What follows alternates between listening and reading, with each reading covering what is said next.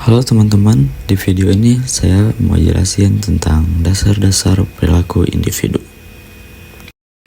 Jadi, perilaku individu itu sebenarnya adalah semua tindakan, sikap, dan respon seseorang terhadap lingkungannya.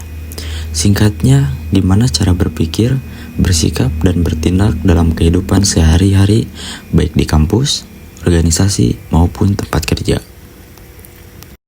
Nah, perilaku individu itu dipengaruhi oleh dua faktor utama, yaitu faktor internal dan faktor eksternal. Proses pertama, faktor eksternal, yaitu faktor dari dalam diri kita sendiri. Contohnya, kepribadian, yaitu karakter unik yang membedakan kita dari orang lain. Ada teori dari Sigmund Freud yang membagi kepribadian jadi id, ego, dan superego. Intinya, dalam diri kita ada dorongan, ada logika, yang ada nilai moral yang saling memengaruhi. Yang kedua, persepsi, yaitu cara kita melihat atau menafsirkan sesuatu. Kadang satu kejadian bisa ditafsirkan beda-beda oleh setiap orang. Yang ketiga, ada motivasi, yaitu dorongan untuk mencapai tujuan. Misalnya, teori kebutuhan dari Abraham Maslow yang menjelaskan bahwa manusia punya kebutuhan bertahap, mulai dari kebutuhan dasar sampai aktualisasi diri. Ada yang kedua, faktor eksternal, yaitu faktor dari luar diri kita. Contohnya, lingkungan keluarga, teman, budaya, dan pendidikan. Misalnya, kalau kita berada di lingkungan yang suportif dan positif, biasanya perilaku kita juga ikut positif. Selain itu, ada juga teori behavioristik dari Biff Skinner yang menjelaskan bahwa perilaku itu bisa terbentuk karena adanya stimulus dan respon.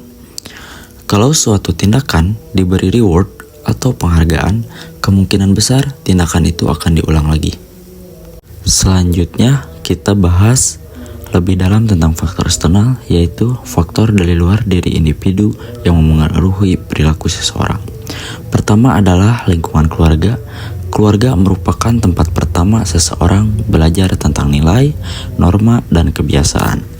Cara orang tua mendidik, memberi contoh, dan berkomunikasi sangat mempengaruhi pembentukan karakter anak. Misalnya, anak yang dibesarkan dalam keluarga yang disiplin dan terbuka biasanya akan tumbuh menjadi pribadi yang bertanggung jawab dan komunikatif. Yang kedua, ada lingkungan pendidikan. Sekolah dan kampus bukan hanya tempat mencari ilmu, tapi juga tempat membentuk pola pikir dan sikap. Sistem pembelajaran, cara dosen mengajar, serta budaya akademik di kampus bisa memengaruhi cara mahasiswa bersikap, berdiskusi, dan menyelesaikan masalah. Jadi, kesimpulannya, perilaku individu terbentuk dari kombinasi faktor internal dan eksternal.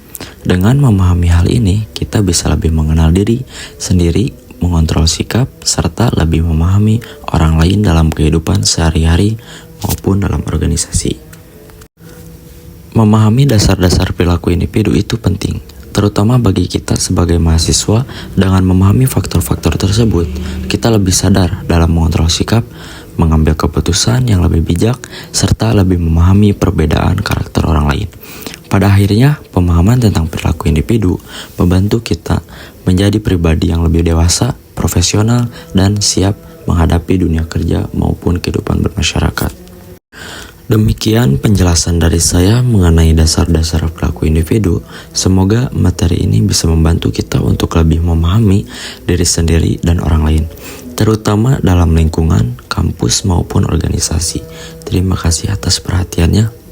Wassalamualaikum warahmatullahi wabarakatuh.